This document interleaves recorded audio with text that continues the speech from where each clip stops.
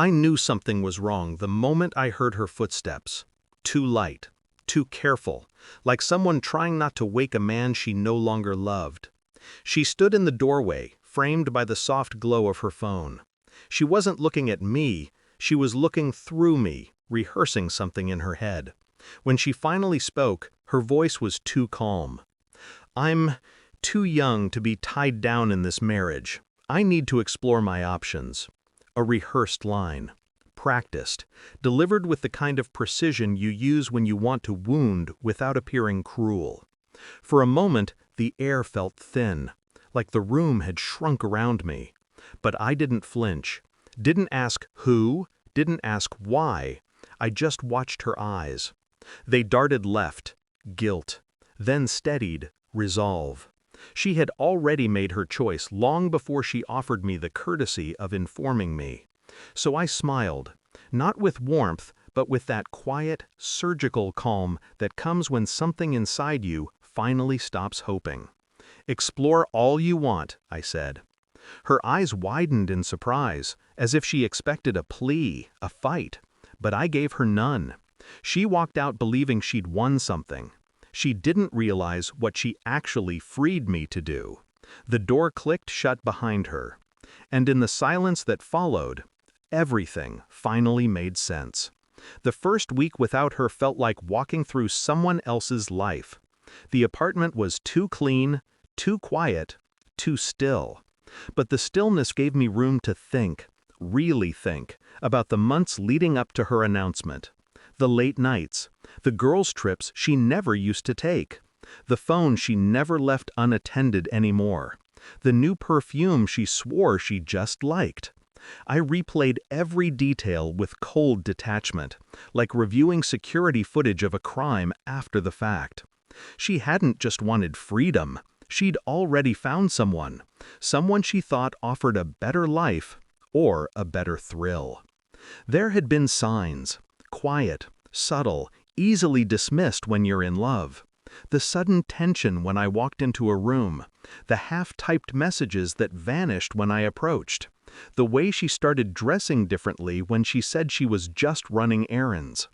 I realized then that her confession wasn't honesty. It was convenience.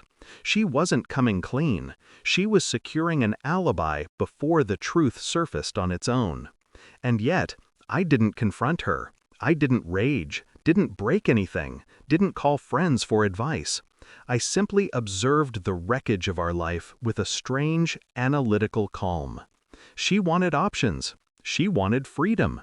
Fine. I wanted answers.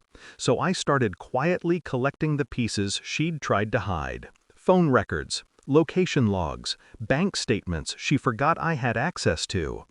A picture formed. Slowly, painfully, unmistakably. A coworker, one she'd once described as sweet but harmless. Harmless men don't leave restaurants with married women at 1:37 a.m. Harmless men don't show up in transaction histories under hotel bar charges. Harmless men don't send Venmo payments titled, "Thanks again."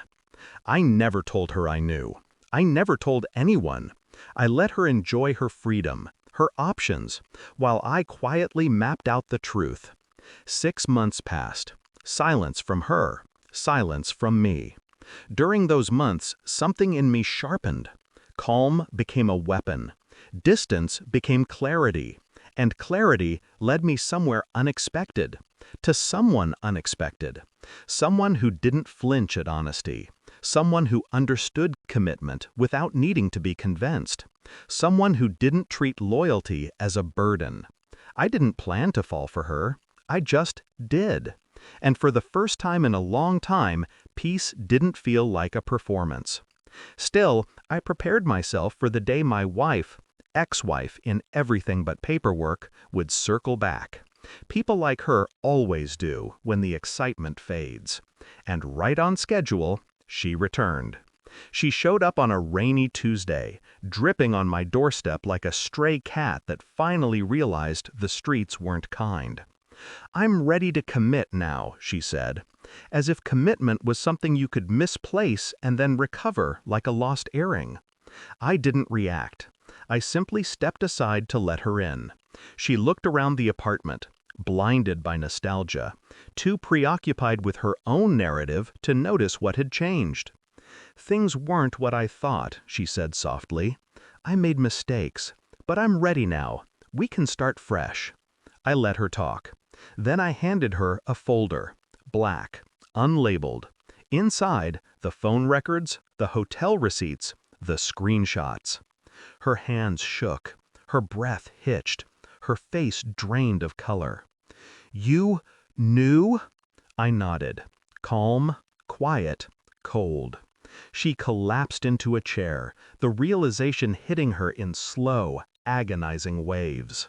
She expected anger, a plea, a negotiation, but I had nothing left to bargain with. I already had the truth. I'd already moved on, and she knew it. When she finally lifted her eyes, they were raw with desperation. "We can fix this," she whispered. "We can go back." "No," I said. "I don't need you anymore." It was almost gentle.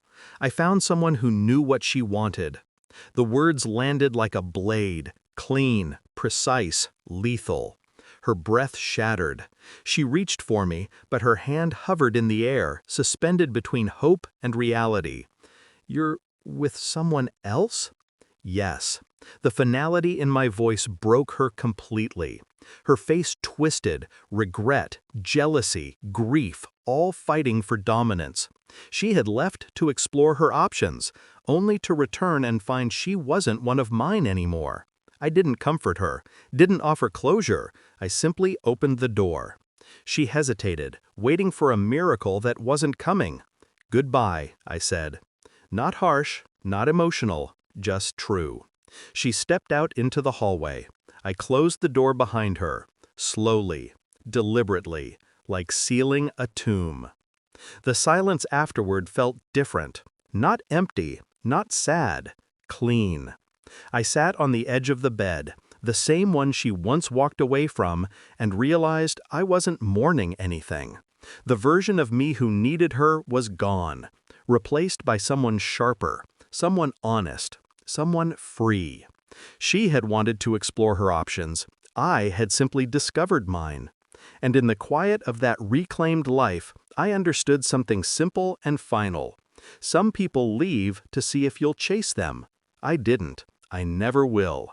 And that's why I won.